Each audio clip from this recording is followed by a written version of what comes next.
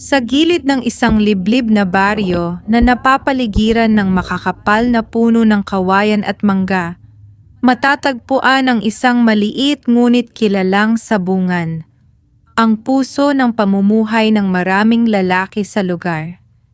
Dito umiikot ang kapalaran, pag-asa, at minsan ay kabiguan ng mga sabunghero. Isa sa mga pinakakilala sa sabungan ay si Mang Isko, isang veteranong sabunghero na kilala hindi lamang sa tapang ng kanyang mga alaga, kundi sa kakaibang galing niya sa pagpili ng manok.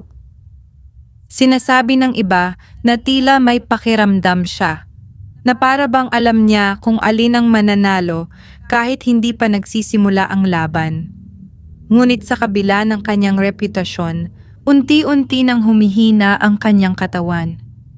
Ang kanyang buhok ay pumuti na, at ang kanyang mga kamay, na dati matatag sa paghawak ng manok, ay nanginginig na paminsan-minsan.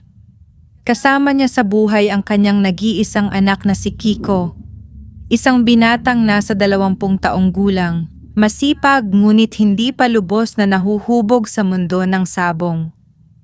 Iba si Kiko sa kanyang ama.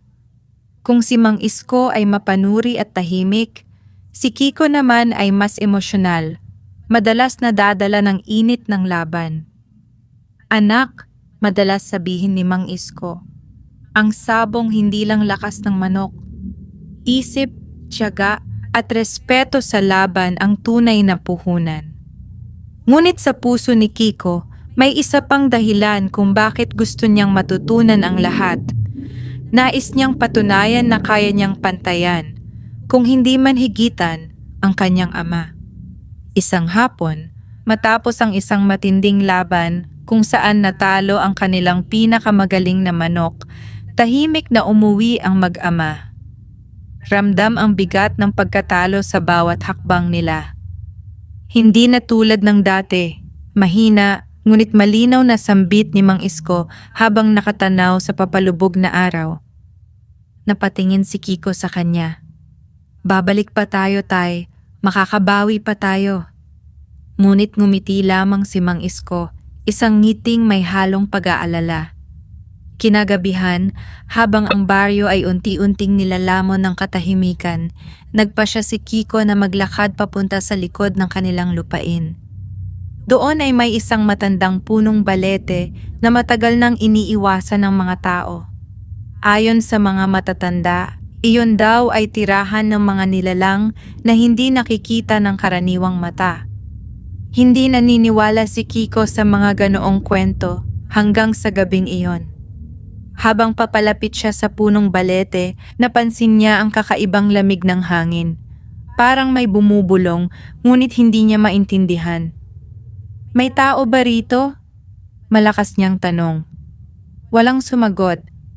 Ngunit sa isang iglap, may nakita siyang munting liwanag sa paanan ng puno, parang kumikislap na apoy na hindi nasusunog.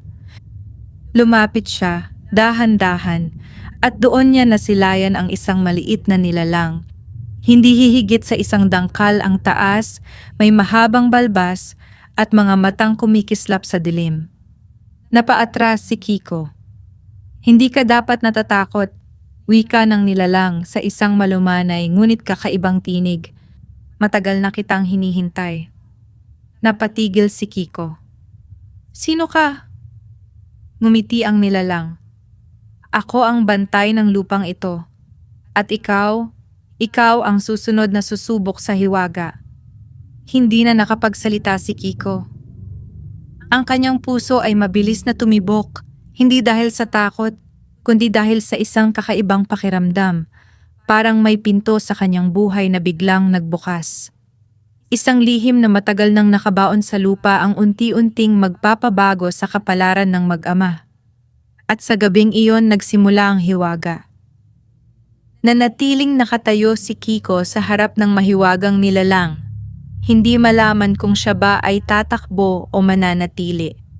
Ang malamig na hangin ay tila yumayakap sa kanyang katawan, habang ang paligid ay unti-unting nagiging mas tahimik. Parang ang buong mundo ay nakikinig sa kanilang pag-uusap. Duwende ka ba? Sa wakas ay naitanong niya, bagaman halata ang pag-aalinlangan sa kanyang tinig. Bahagyang ngumiti ang nilalang. Iyan ang tawag ninyo sa amin, ngunit higit pa kami roon. Kami ang mga bantay ng lupa, ng lihim at ng kapalaran. Napakunot ang noo ni Kiko. Bakit mo ako hinihintay? Hindi agad sumagot ang duwende. Sa halip, itinaas nito ang kanyang maliit na kamay at itinuro ang lupa sa ilalim ng punong balete. Sa isang iglap, ang lupa ay tila kumislap at may mga imahe na parang alaala ang lumitaw, mga sabong, mga manok na naglalaban at isang batang lalaki na hawig ni Kiko. Ang dugo mo ay konektado sa lupang ito, mahinahong paliwanag ng duwende. Ang iyong ama at ang ama ng iyong ama may utang sa amin. Napalunok si Kiko. Utang? Anong ibig mong sabihin? Matagal na panahon na ang lumipas, patuloy ng nilalang. Noong ang iyong lolo ay halos mawalan ng lahat, siya ay lumapit dito, sa punong ito. Humingi siya ng tulong, at kami ay tumulong. Paano? Tanong ni Kiko, tila unti-unting nauunawaan ang sinasabi nito. Binigyan namin siya ng kaalaman, hindi karaniwan. Isang paraan upang maunawaan ang galaw ng laban, ang ugali ng manok at ang kapalaran ng bawat pustahan. Biglang naalala ni Kiko ang kakaibang husay ng kanyang ama. Ang tila hindi maipaliwanag na kakayahan nitong pumili ng panalong manok. Ibig mong sabihin, ang lahat ng iyon dahil sa inyo? Tumango ang duwende, ngunit bawat biyaya ay may kapalit. Napahigpit ang hawak ni Kiko sa kanyang dibdib. Ano ang kapalit?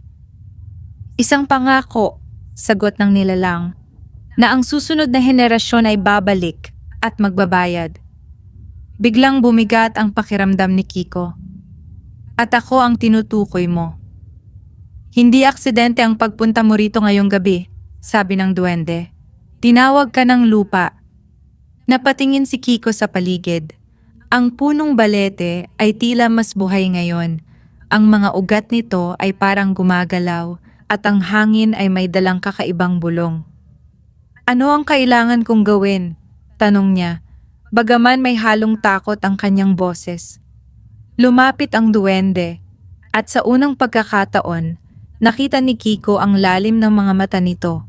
Parang naglalaman ng maraming taon, maraming lihim. 3 pagsubok, sagot nito.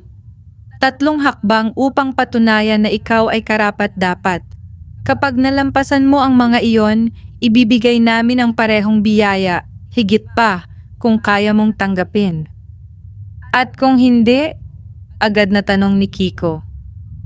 Biglang nawala ang ngiti ng duwende. Kung hindi, mawawala ang lahat. Hindi lamang ang swerte sa sabong, kundi ang lahat ng meron ng iyong pamilya. Parang bumagsak ang mundo ni Kiko sa kanyang narinig. Hindi pwedeng ganon, bulong niya. Hindi kasalanan ng ama ko o ng lolo ko. Ang kapalaran ay hindi tungkol sa kasalanan, sagot ng duwende. Ito ay tungkol sa balanse. Tahimik na napayuko si Kiko. Sa kanyang isipan, bumalik ang mga alaala ng paghihirap nila. Ang mga araw na kulang ang kita, ang mga gabing halos walang makain. At ngayon, isang pagkakataon ang nasa harap niya. Ngunit may kapalit na hindi niya lubos na nauunawaan. Kung tatanggapin ko, dahan-dahan niyang sabi, magsisimula na ba agad ang pagsubok? Tumango ang duwende. Ngunit tandaan mo, dagdag nito, hindi lahat ng laban ay napapanalo sa lakas. Minsan, ang pinakamahirap kalaban ay ang sarili mo. Biglang lumiwanag ang paligid at ang munting liwanag sa kamay ng duwende ay naging mas matindi. Bumalik ka bukas sa hating gabi, sabi nito. Doon magsisimula ang unang pagsubok. Sa isang kisap mata nawala ang duwende, parang bula na naglaho sa hangin. Naiwang mag-isa si Kiko sa ilalim ng punong balete, ngunit hindi na siya ang parehong tao na dumating doon kanina. Sa kanyang dibdib, may bagong bigat at isang lihim na hindi pa niya kayang ibahagi kahit sa kanyang ama. Habang naglalakad pa uwi, alam niyang ang buhay nilang mag-ama ay malapit nang magbago sa paraang hindi na nila kayang balikan. Hindi nakatulog si Kiko ng gabing iyon. Paikot-ikot siya sa kanyang higaan habang paulit-ulit na bumabalik sa kanyang isipan ang mukha ng duwende at ang mga salitang binitawan nito. Ang bawat detalye, ang liwanag, ang lamig ng hangin, ang bigat ng pangako, ay tila nakaukit sa kanyang alaala. Sa kabilang bahagi ng kanilang maliit na bahay, naroon si Mang Isko, mahimbing ang tulog. Hindi alam ng ama ang lihim na dala-dala ngayon ng kanyang anak. 3 pagsubok, bulong ni Kiko sa sarili. Hindi niya alam kung dapat ba siyang matakot o umasa. Ngunit isang bagay ang malinaw, wala na siyang atrasan. Pagsapit ng hating gabi kinabukasan, tahimik siyang bumangon, hindi na siya nagpaalam. Ayaw niyang madamay ang kanyang ama sa anumang mangyayari. Muli niyang tinahak ang landas patungo sa likod ng kanilang lupain. Ang bawat hakbang ay mabigat, ngunit matatag. Pagdating niya sa punong balete, agad niyang naramdaman ang kakaibang presensya. Ang hangin ay mas malamig kaysa dati at ang paligid ay tila mas madilim. At dumating ka nga, isang tinig ang biglang umalingaw-ngaw. Unti-unting lumitaw ang duwende mula sa anino, hawak ang parehong kumikislap na liwanag. Handa ka na ba? Tanong nito. Huminga ng malalim si Kiko. Wala na akong ibang pagpipilian. Bahagyang ngumiti ang duwende. Magandang sagot. Ang unang pagsubok ay hindi tungkol sa lakas, kundi sa pagpili. Iwinasiwas ng duwende ang kanyang kamay at sa isang iglap, nagbago ang paligid. Ang madilim na kagubatan ay napalitan ng isang sabungan, ngunit hindi ito karaniwan. Walang tao sa paligid at ang arena ay tila gawa sa anino at liwanag. Sa gitna nito ay may 2 manok. Ang una ay malakas ang tindig, malaki, makintab ang balahibo at halatang sanay sa laban. Ang pangalawa naman ay payat, tila sugatan at halos hindi makagalaw ng maayos. Pumili ka, sabi ng duwende. Alin ang iyong lalabanan? Napatingin si Kiko sa 2 manok. Sa kanyang karanasan, malinaw kung alin ang mas malakas. Walang duda, ang una. Madali lang ito, bulong niya. Ngunit bago pa siya makapili, muling nagsalita ang duwende. Isang beses ka lang pipili at ang pipiliin mo ay magiging refleksyon ng kung sino ka. Napahinto si Kiko. Hindi na ito basta laban. Lumapit siya sa 2 manok. Tinitigan niya ang malakas na manok, tiwala, handa, parang walang takot. Pagkatapos ay tumingin siya sa isa. Mahina, sugatan, ngunit may kakaibang kislap sa mga mata. Bakit parang bulong niya? Naalala niya ang kanyang sarili. Ang mga panahong minamaliit siya, ang mga laban na tila wala siyang pag-asa. At ang ama ko, dagdag pa niya sa isip. Napapikit siya. Kung pipiliin niya ang malakas, siguradong panalo. Ngunit kung pipiliin niya ang mahina, hindi niya alam. Minsan, naalala niya ang sinabi ng kanyang ama, ang tunay na lakas ay hindi nakikita sa anyo. Dahan-dahan siyang lumapit sa pangalawang manok. Ito ang pipiliin ko, matatag niyang sabi. Biglang natahimik ang paligid. Ang duwende ay hindi agad nagsalita. Sa halip, tila pinagmasdan nito si Kiko. At bakit, tanong nito? Dahil hindi lahat ng mahina ay talo, sagot ni Kiko. At hindi lahat ng malakas ay panalo. Sa isang iglap, nagliwanag ang buong sabungan. Ang sugatang manok ay unti-unting tumayo ng tuwid. Ang mga mata nito ay kumislap at ang katawan nito ay tila nagkaroon ng bagong lakas. Magaling, sabi ng duwende, ngunit hindi pa tapos ang pagsubok. Sa isang kisap mata, naglaban ang dalawang manok. Mabilis, mabangis, at puno ng tensyon ang bawat galaw. Nakahawak si Kiko sa kanyang dibdib habang pinapanood ang laban. Ang bawat tama ay tila siya ang nasasaktan. Sa simula, lamang ang malakas na manok. Ngunit habang tumatagal, unti-unting bumabawi ang kanyang pinili. Hanggang sa isang huling atake. Tahimik ang buong paligid. At ang nanalo ay ang manok na kanyang pinili. Napaluha si Kiko hindi dahil sa panalo, kundi dahil sa bigat ng kanyang desisyon.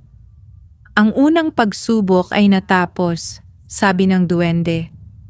Pinili mong maniwala sa hindi halata. Iyan ang unang hakbang. Unti-unting naglaho ang sabungan at bumalik sila sa ilalim ng punong balete. Ngunit tandaan mo, dagdag ng duwende, habang lumalalim ang iyong paglalakbay, mas magiging mahirap ang mga pagpili. Napatingin si Kiko sa kanyang mga kamay. Hindi na siya ang dati. At ang pangalawang pagsubok? Tanong niya. Ngumiti ang duwende, ngunit ngayon may halong babala ang ekspresyon nito. Masakit. Biglang humangin ng malakas. At kailangan mong harapin ang isang bagay na matagal mo nang iniiwasan. Napalunok si Kiko. Sa unang pagkakataon, naramdaman niya ang tunay na takot. Pagkatapos ng unang pagsubok, tila mas naging mabigat ang hangin sa paligid ni Kiko. Ang mga salita ng duwende, masakit, ay paulit-ulit na umuukit sa kanyang isipan. Tahimik ang gabi, ngunit sa kanyang dibdib ay may bagyong unti-unting nabubuo. Ano ang kailangan kong harapin? Tanong niya, pilit pinatatatag ang kanyang sarili. Hindi agad sumagot ang duwende. Sa halip, itinaas nito ang kamay at dahan-dahang umikot ang liwanag na hawak nito. Sa isang iglap, muling nagbago ang paligid. Ngunit hindi ito tulad ng naunang pagsubok. Wala nang sabungan, wala nang manok. Sa halip, nakita ni Kiko ang kanilang sariling bahay. Lumang-luma, may butas ang bubong at tila pinagdadaanan ng parehong kahirapan na matagal na niyang kinagisnan. Napakunot ang noo niya. Ito, ang bahay namin. Hindi lamang iyan, sagot ng duwende. Yan ang alaala na pilit mong nililimot. Biglang bumukas ang pinto ng bahay. At mula roon ay lumabas ang isang mas batang version ni Kiko. Isang batang payat, marumi ang damit at halatang gutom. Napaatras si Kiko. Hindi, bakit ko nakikita ito? Dahil iyan ang sugat na hindi pa naghihilom, sagot ng duwende. Sumunod na lumabas si Mang Isko, mas bata, ngunit pagod na pagod ang mukha.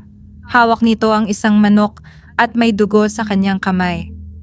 Pasensya ka na anak, narinig ni Kiko ang tinig ng kanyang ama mula sa alaala. Natalo na naman ako, wala tayong ulam ngayong gabi. Biglang nanikip ang dibdib ni Kiko. Naalala niya iyon. Isang gabi ng gutom. Isang gabing naramdaman niyang parang wala silang halaga. Hindi mo siya maintindihan noon, sabi ng duwende. At hanggang ngayon, may bahagi ng puso mo na galit sa kanya. Hindi! Agad na sagot ni Kiko, ngunit nanginginig ang kanyang boses. Ngunit hindi siya pinakinggan ng paligid. Sa halip, nagpatuloy ang alaala. Kung hindi ka marunong magsabong, sana nagtrabaho ka na lang, Sigaw ng batang Kiko sa kanyang ama. Parang kutsilyong tumagos ang mga salitang iyon sa kanyang puso. Napahawak siya sa kanyang ulo. Hindi ko sinasadya. Bata pa ako noon. Ngunit hindi pa tapos ang lahat. Sa alaala, nakita niya ang kanyang ama. Tahimik, hindi sumagot, ngunit ang mga mata nito ay puno ng sakit. At iyon ang sandaling nagsimula ang lamat, sabi ng duwende. Napaluha si Kiko. Hindi ko na yon naayos. Hindi mo kailanman hinarap, dagdag ng nilalang. At ngayon, iyon ang iyong pagsubok. Unti-unting naglaho ang batang Kiko at ang alaala at napalitan ito ng isang eksena. Si Mang Isko, nakaupo mag-isa, hawak ang kanyang mga manok, tila nawala ng pag-asa. Anong kailangan kong gawin? Mahinang ngunit desperadong tanong ni Kiko. Harapin mo ang katotohanan, sagot ng duwende. Hindi ka maaaring maging karapat-dapat kung ang puso mo ay puno ng hindi natatapos na galit. Napapikit si Kiko. Ang kanyang mga kamay ay nanginginig. Hindi ito laban ng manok. Hindi ito laban ng lakas. Ito ay laban ng kanyang sarili. Dahan-dahan siyang lumapit sa imahe ng kanyang ama. Tay, mahina niyang sabi. Walang sagot. Patawad. Dagdag pa niya habang tumutulo ang kanyang luha. Hindi ko naintindihan noon. Hindi ko nakita kung gaano ka nagsusumikap para sa akin. Unti-unting nagliwanag ang paligid. Ang imahe ng kanyang ama ay tumingin sa kanya. Hindi na tulad ng dati. Wala ng sakit. Sa halip, may katahimikan. Anak! Mahinang tugon nito. At sa isang iglap, naglaho ang lahat. Bumalik si Kiko sa ilalim ng punong balete, hingal at luhaan. Tahimik ang duwende, ngunit halata ang pagtingin nito kay Kiko. Ang pangalawang pagsubok ay hindi para saktan ka, sabi nito, kundi para palayain ka. Napayuko si Kiko, pilit pinapakalma ang sarili. Hindi pala sapat ang lakas, bulong niya. Hindi kailanman naging sapat iyon, sagot ng duwende. Muling umihip ang malamig na hangin. Isa na lang ang natitira, dagdag nito. Napatingin si Kiko sa nilalang. At iyon ang magpapasya sa kapalaran mo at ng iyong ama. Naramdaman ni Kiko ang bigat ng mga salitang iyon. Sa puntong iyon, alam niyang ang susunod na hakbang ay hindi na lamang para sa kanya. Ito ay para sa kanilang dalawa. At marahil, para sa lihim na matagal nang nakabaon sa lupa. Tahimik ang gabi, ngunit para kay Kiko, tila sumisigaw ang bawat hibla ng hangin.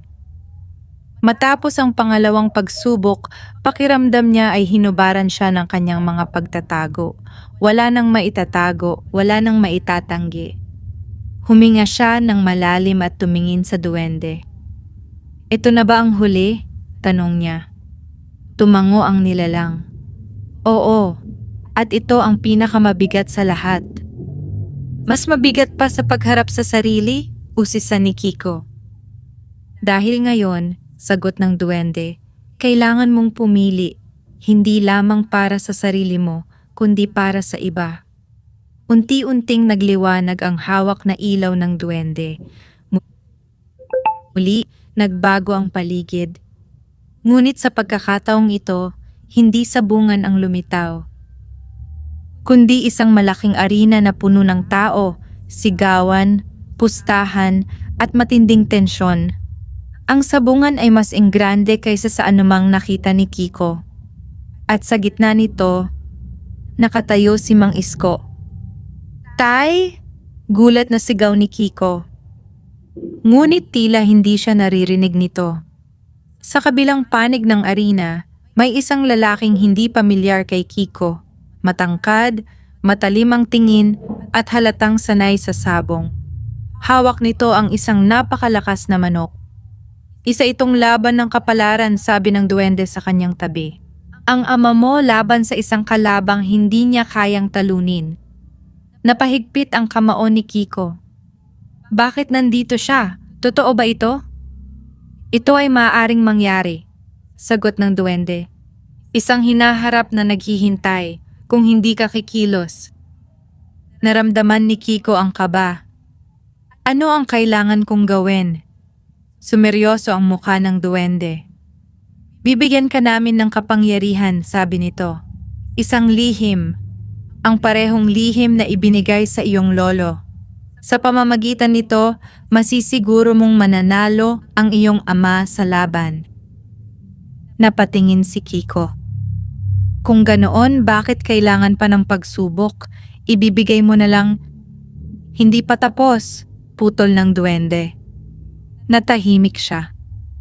Kapag tinanggap mo ang kapangyarihan, pagpapatuloy nito, mananalo ang iyong ama. Babalik ang inyong kasaganaan. Mawawala ang inyong kahirapan.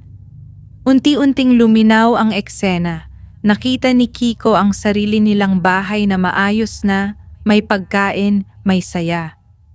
Ngunit, dagdag ng duwende. Doon napakunot ang noo ni Kiko. May kapalit, mahina niyang sabi. Tumango ang nilalang.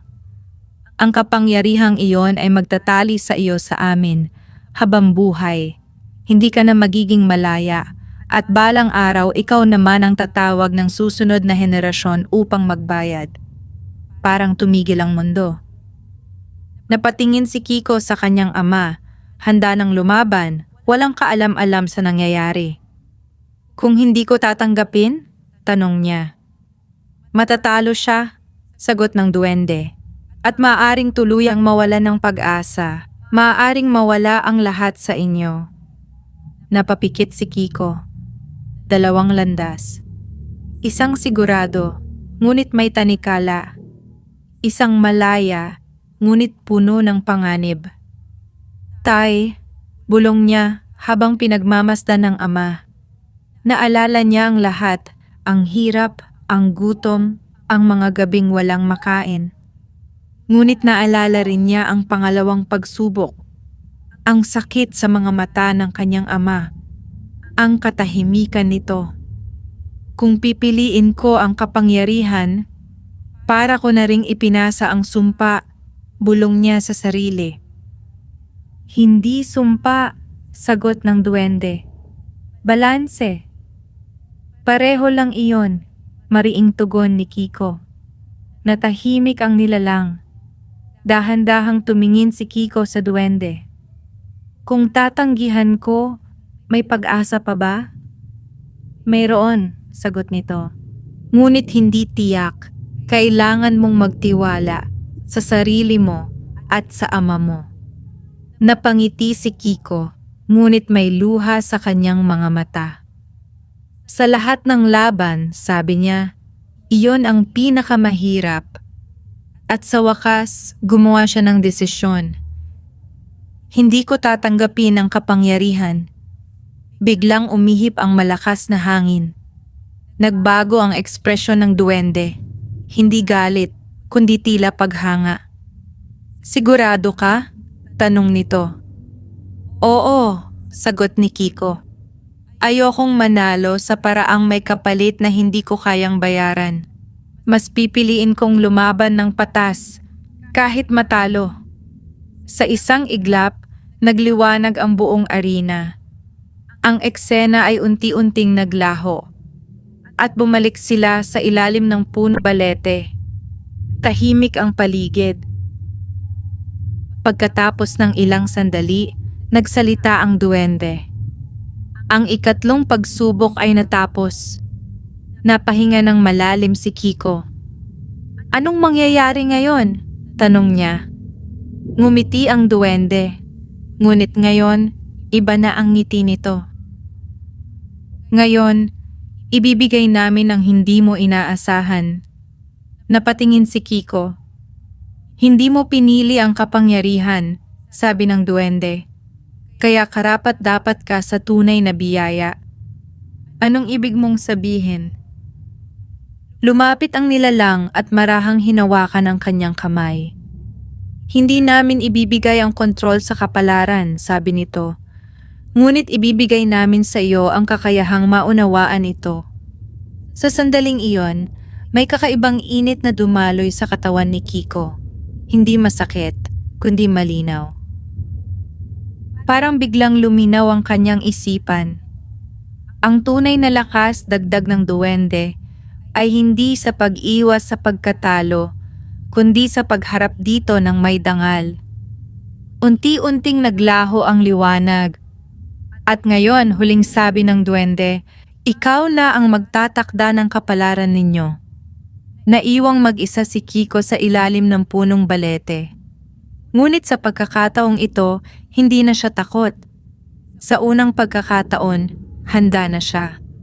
Nagising si Kiko na tila may kakaibang linaw sa kanyang isipan. Ang mga pangyayari noong nakaraang gabi ay parang panaginip. Ngunit ramdam niya sa kanyang dibdib na ang lahat ay totoo. Ang hangin sa umaga ay sariwa at ang liwanag ng araw ay tumatama sa kanilang maliit na bahay. Ngunit higit sa lahat, may nagbago sa kanya.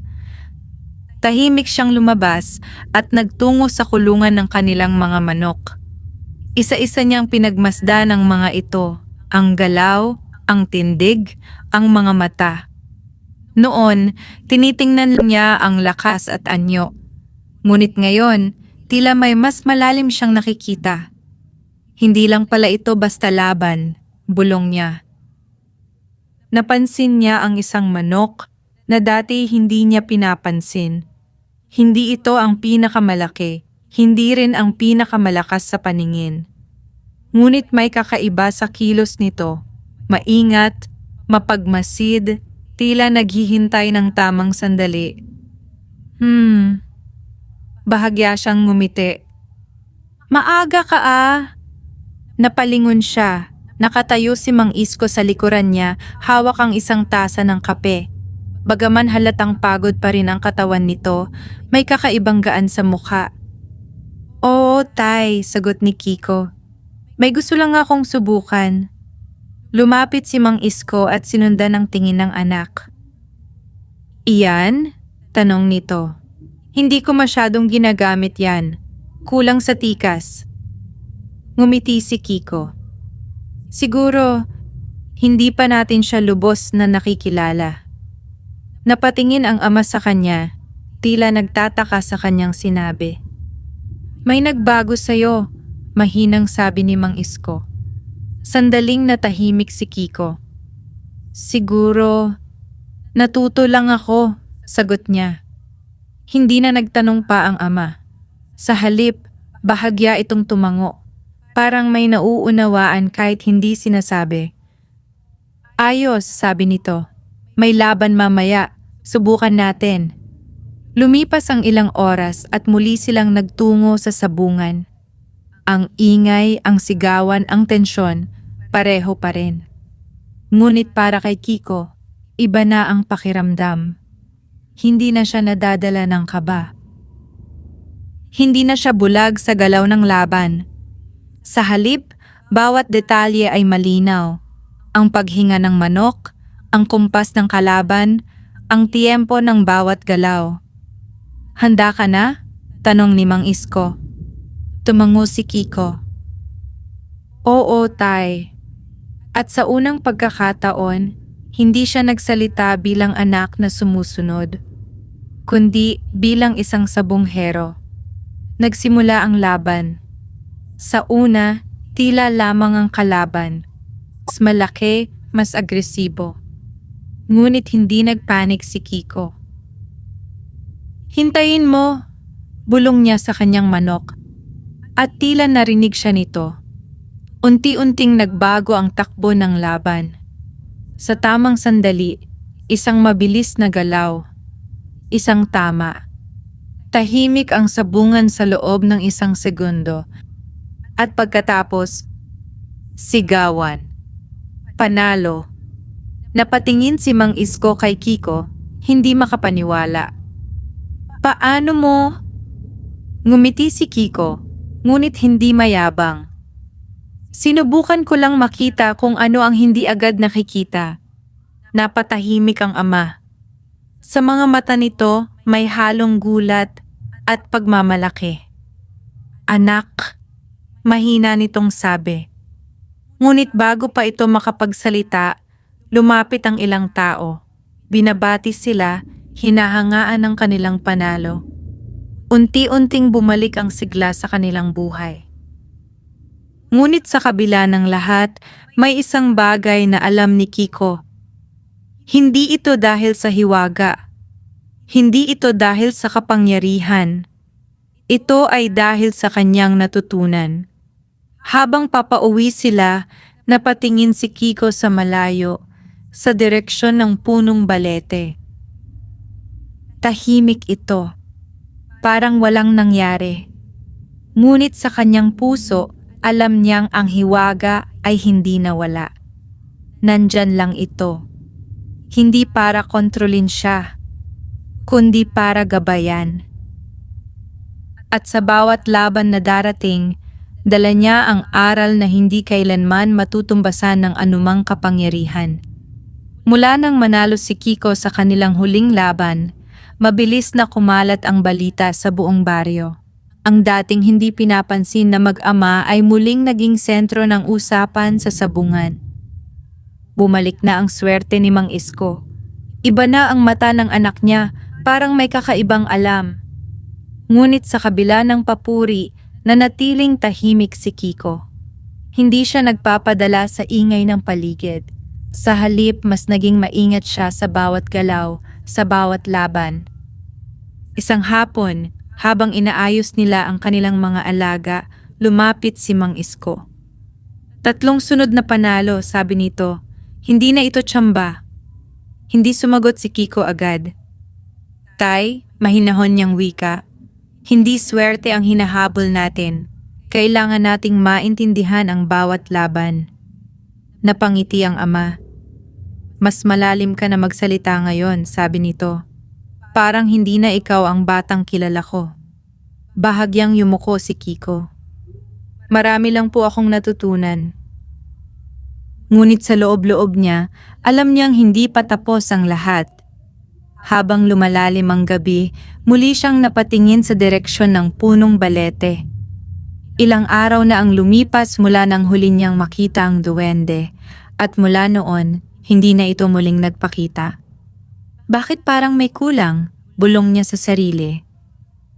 Sa kabila ng kanilang sunod-sunod na panalo, may kakaibang pakiramdam sa kanyang dibdib. Parang may nagmamasid, naghihintay. At hindi nagtagal, nagpakita rin ang dahilan. Isang araw sa sabungan, may isang lalaking dumating, maayos ang pananamit, matalim ang titig at halatang hindi taga roon. Tahimik siyang nagmamasid. Hindi siya pumupusta. Hindi siya nagsasalita. Ngunit ang mga mata niya ay nakatutok lamang kay Kiko. Kilalang kilala mo ba yon? Tanong ni Mang Isko. Umiling si Kiko. Hindi po.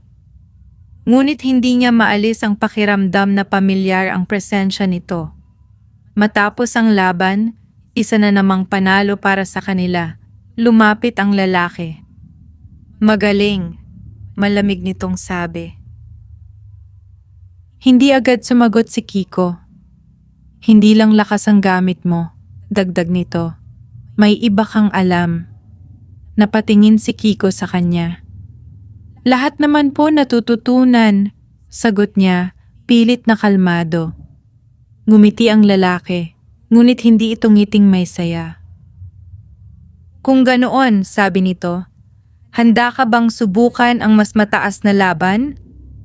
Napatingin si Mang Isko. Anong ibig mong sabihin? Tanong ng ama. May laban sa kabilang baryo, sagot ng lalaki. Hindi ito tulad ng karaniwan. Dito, nasusubok ang tunay na galing. Naramdaman ni Kiko ang bigat ng alok. Bakit kami? Tanong niya.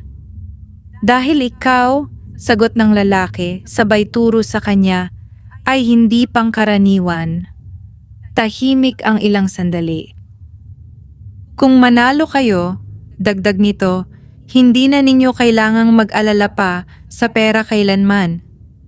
Napatingin si Mang Isko kay Kiko. Isang pagkakataon. Isang malaking hakbang. Ngunit sa puso ni Kiko, may bumubulong. Mag-ingat ka.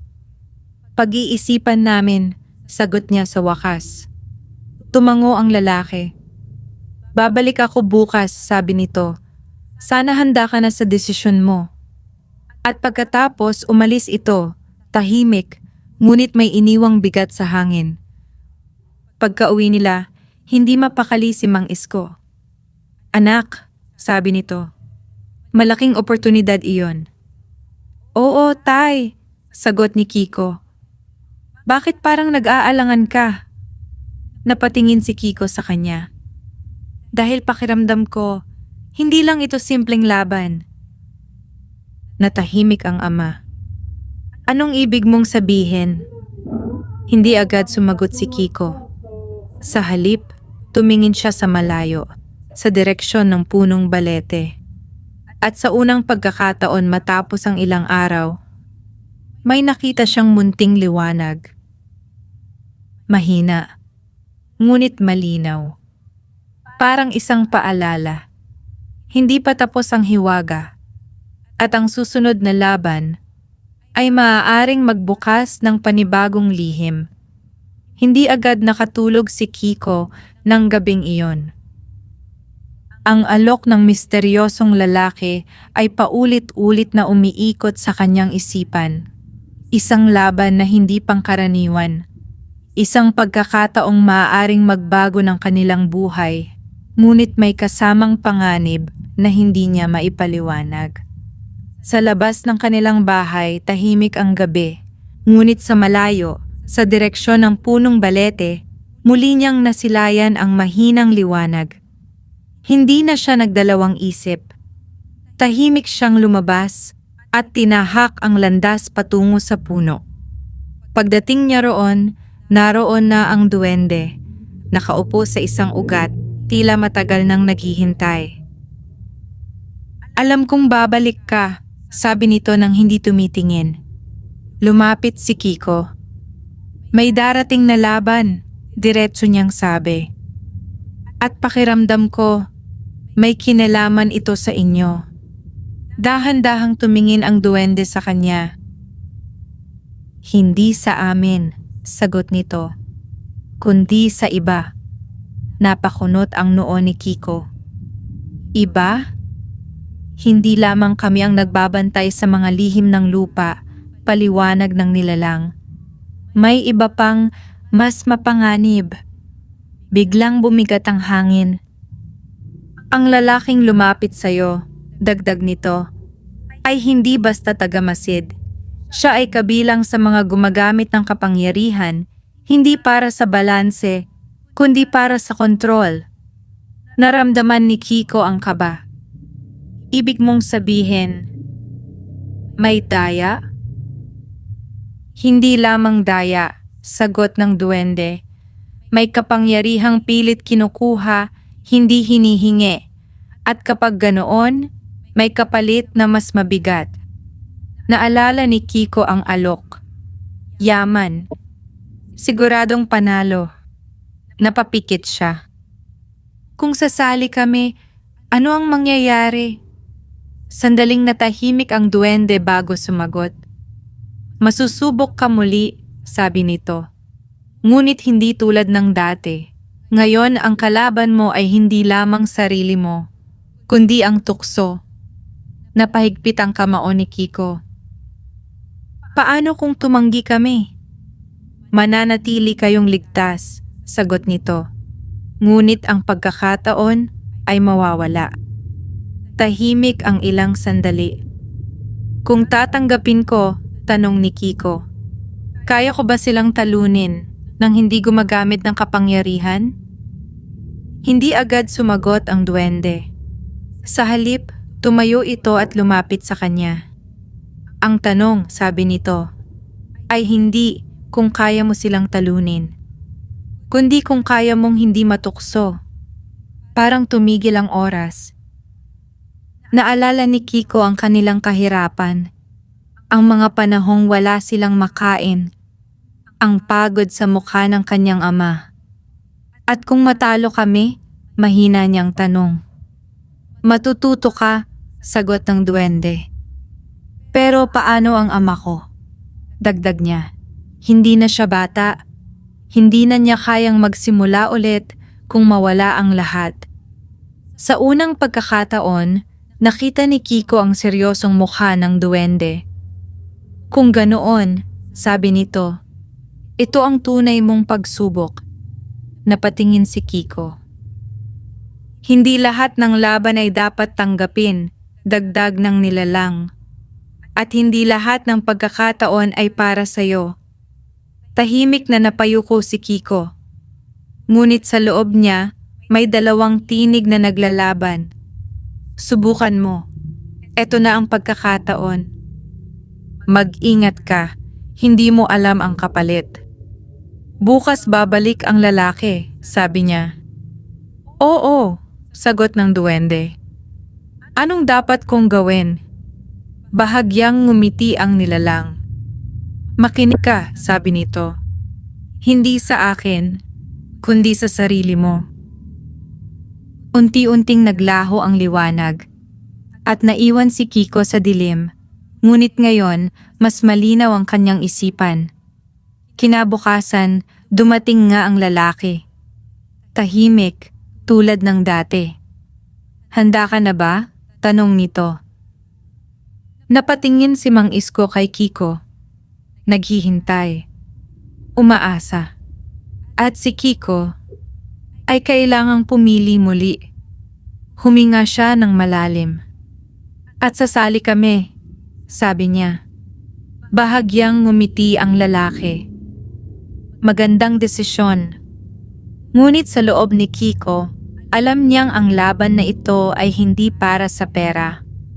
Ito ay para sa katotohanan. At marahil, para sa pagtatapos ng isang hiwagang matagal nang nagsimula. Madilim ang daan patungo sa kabilang baryo. Hindi tulad ng karaniwang sabungan na puno ng ilaw at sigawan. Ang lugar na dinalhan sa kanila ay tahimik. Halos walang ingay, maliban sa mahinang hangin na dumadaan sa mga puno. Sigurado ka ba dito? Bulong ni Mang Isko habang naglalakad sila. Opo, tay, sagot ni Kiko, bagaman may kaba sa kanyang dibdib. Sa unahan nila ay ang misteryosong lalaki, tahimik lamang na naglalakad, hindi lumilingon, tila kabisado ang bawat hakbang. Pagdating nila sa lugar, bumungad sa kanila ang isang sabungan. Ngunit kakaiba ito. Walang masyadong tao. Walang sigawan. Ang mga naroon ay pawang tahimik, seryoso, at ang mga mata ay tila may itinatagong lihim. Dito nagaganap ang tunay na laban, sabi ng lalaki. Napatingin si Kiko sa paligid. Ang ilaw ay hindi galing sa karaniwang bombilya, kundi sa mga lamparang nagbibigay ng kakaibang dilaw na liwanag. Sa gitna ng arena, may dalawang manok na tila hindi ordinaryo. Ang isa ay itim na itim, parang sumisipsip ng liwanag. Ang isa naman ay may pulang balahibo na tila kumikislap. Tay, mahina niyang sabi, hindi ito normal. Ngunit bago pa makasagot si Mang Isko, nagsalita ang lalaki. Ang bawat laban dito, sabi nito, ay hindi lamang tungkol sa manok, kundi sa lakas ng loob ng may-ari. Napahigpit ang kamao ni Kiko. Ano ang ibig mong sabihin? Ngumiti ang lalaki, ngunit malamig. Makikita mo rin. Ilang sandali pa at tinawag na ang laban nila. Kayo na ang susunod. Lumakad si Mang Isko patungo sa gitna, hawak ang kanilang manok, ang parehong pinili ni Kiko mula sa kanilang kulungan. Tiwala ako sa iyo, sabi ng ama. Napatingin si Kiko sa kanya. Opo, tay. Ngunit sa loob niya, may bumubulong, mag-ingat ka. Nagsimula ang laban. Sa unang galaw pa lamang, napansin na ni Kiko ang kakaiba. Ang kalabang manok ay tila hindi napapagod. Ang bawat galaw nito ay eksakto, parang kontrolado. Hindi ito normal, bulong ni Kiko. Habang tumatagal ang laban, unti-unting nahihirapan ang kanilang manok. Sa bawat tama, tila may kasamang bigat. Parang hindi lang pisikal na sugat ang natatamo nito. Napapikit si Kiko. Naalala niya ang sinabi ng duwende. May mga gumagamit ng kapangyarihan para sa kontrol. Napatingin siya sa misteryosong lalaki. Nakatayo ito sa gilid, tahimik, ngunit ang mga mata ay nakatutok sa laban. At kung ganoon, bulong ni Kiko. Bigla niyang naramdaman ang kakaibang init sa kanyang dibdib, ang parehong pakiramdam nung ibinigay sa kanya ang pag-unawa. Hindi kapangyarihan, kundi linaw. Pinikit niya ang kanyang mga mata. Hindi niya pinilit kontrolin ang laban. Hindi siya humingi ng himala. Sa halip, pinakinggan niya ang sarili. At ang manok, bulong niya. Dahan-dahan niyang binuksan ang kanyang mga mata. At doon niya nakita ang maliit na pagkakamali ng kalaban. Isang saglit na pag-antala. Isang galaw na hindi perpekto. Ngayon, mahina niyang sabi. At tila naramdaman iyon ng kanilang manok. Isang mabilis na iwas. Isang eksaktong atake. Tahimik ang buong sabungan. Isang iglap. At bumagsak ang kalabang manok. Panalo. Ngunit walang sigawan. Walang saya. Kundi katahimikan. Napatingin ang misteryosong lalaki kay Kiko. Sa unang pagkakataon, nawala ang ngiti nito. Hindi ka gumamit ng kapangyarihan, sabi nito. Hindi ko kailangan, sagot ni Kiko. Lumapit ang lalaki, mabagal ang hakbang. Alam mo ba kung ano ang tinanggihan mo? Tanong nito. Opo, sagot ni Kiko. At alam ko rin kung ano ang pinili ko. Tahimik ang ilang sandali. Pagkatapos, bahagyang tumango ang lalaki. Kung ganoon, sabi nito, ibang laban na ang naghihintay sayo. Napakunot ang noo ni Kiko. Anong ibig mong sabihin? Ngunit hindi na sumagot ang lalaki. Sa halip, tumalikod ito at naglakad palayo. At bago tuluyang mawala sa dilim, sinabi nito, hindi lahat ng tulad ko ay matatalo mo. Naiwan si Kiko at Mang Isko sa gitna ng kakaibang sabungan. Tahimik, ngunit puno ng tanong. Habang pauwi sila, ramdam ni Kiko na ang laban ay hindi pa tapos. Sa katunayan, ngayon pa lamang ito nagsisimula. Mabigat ang katahimikan habang naglalakad, pauwi sina Kiko at Mang Isko mula sa sabungan ng kabilang baryo. Wala ang karaniwang saya ng panalo, walang kwentuhan, walang halakhakan. Tahimik ka, anak, wika ni Mang Isko. Opo, sagot ni Kiko, ngunit malayo ang kanyang isip. Hindi niya makalimutan ang sinabi ng misteryosong lalaki. Hindi lahat ng tulad ko ay matatalo mo. Parang may paparating. At alam niyang hindi ito basta laban. Pagdating nila sa bahay, agad na pumasok si Mang Isko upang magpahinga. Ngunit si Kiko ay nanatili sa labas, nakatingin sa dilim. Hindi nagtagal, muli niyang nakita ang munting liwanag sa direksyon ng punong balete. Alam na niya ang ibig sabihin. Muli siyang naglakad. Pagdating niya ron, naroon na ang duwende, nakatayo, tila mas seryoso kaysa dati. Natapos mo ang laban, sabi nito. Oo, sagot ni Kiko. Pero pakiramdam ko, hindi pa ito ang huli. Tumango ang duwende. Tama ka. Napahigpit ang kamao ni Kiko. Sino ba talaga sila? Tanong niya. At bakit parang alam nila ang tungkol sa inyo? Tahimik sandali ang duwende bago sumagot. Noon pa man, sabi nito, may dalawang uri ng tagapagbantay ng hiwaga. Ang mga tulad namin na nagtatanggol ng balanse at ang mga tulad nila na nais kontrolin ito. Para sa kapangyarihan, dagdag ni Kiko. Oo, sagot ng duwende. At hindi sila basta-basta titigil. Biglang umihip ang malamig na hangin. Ang laban mo kagabi, pagpapatuloy nito, ay isang pagsubok, hindi lamang para sa'yo, kundi para sa kanila. Napakunot ang noo ni Kiko. Paano? Pinagmamasdan kanila, sabi ng duwende. Kung ikaw ay mahuhulog sa tukso o mananatiling matatag. At ngayon, dagdag nito, alam na nila ang sagot. Naramdaman ni Kiko ang bigat ng sitwasyon. Ibig mong sabihin, babalikan nila ako? Higit pa roon, sagot ng duwende. Susubukan kanilang sirain. Tahimik ang paligid. Ngunit hindi na umatras si Kiko. Kung ganoon, sabi niya, handa na ako. Napatingin ang duwende sa kanya, tila sinusukat ang kanyang katatagan.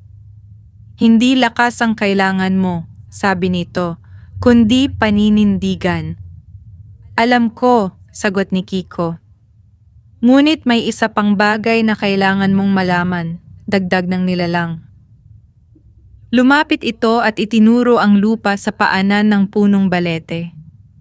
Ang hiwaga ay hindi kailanman nasa amin. Napatingin si Kiko. Kung hindi, nasaan? Dahan-dahang ngumiti ang duwende. Nasa tao. Parang tumigil ang oras. Ang tunay na kapangyarihan, paliwanag nito, ay hindi galing sa amin o sa anumang nilalang. Ito ay nasa pagpili, sa bawat desisyon, sa bawat laban. Naalala ni Kiko ang lahat. Ang unang pagsubok. Ang pangalawa, ang pagtanggi niya sa kapangyarihan. At kung ganoon, bulong niya, hindi pala kayo ang nagbibigay ng swerte. Hindi, sagot ng duwende. Ginagabayan lamang namin ang mga handang matuto. Tahimik na napangiti si Kiko. Sa wakas, malinaw na sa kanya ang lahat. Salamat, sabi niya. Tumango ang duwende. Hindi pa ito ang wakas, dagdag nito. Ngunit handa ka na sa susunod. Unti-unting naglaho ang liwanag. At sa unang pagkakataon, hindi na bumalik ang duwende. Naiwang mag-isa si Kiko sa ilalim ng punong balete. Ngunit hindi na siya nag-iisa sa loob. Pag-uwi niya, nadatnan niya si Mang Isko na nakaupo, naghihintay. Anak, sabi nito, kanina pa kita hinihintay. Umupo si Kiko sa tabi niya. Tay, mahinahon niyang sabi, kahit anong mangyari, lalaban tayo ng patas. Napatingin ang ama sa kanya at ngumiti. Iyan naman ang itinuro ko sa'yo, sagot nito. Sa gabing iyon, hindi natakot ang naramdaman ni Kiko, kundi kapanatagan. Dahil alam niyang ang tunay na hiwaga ay hindi nakatago sa dilim, kundi nasa puso ng taong marunong pumili ng tama. At sa bawat laban na darating, dala niya ang aral na iyon. Handa na siya, hindi bilang isang sabungero lamang, kundi bilang isang taong may paninindigan. Wakas.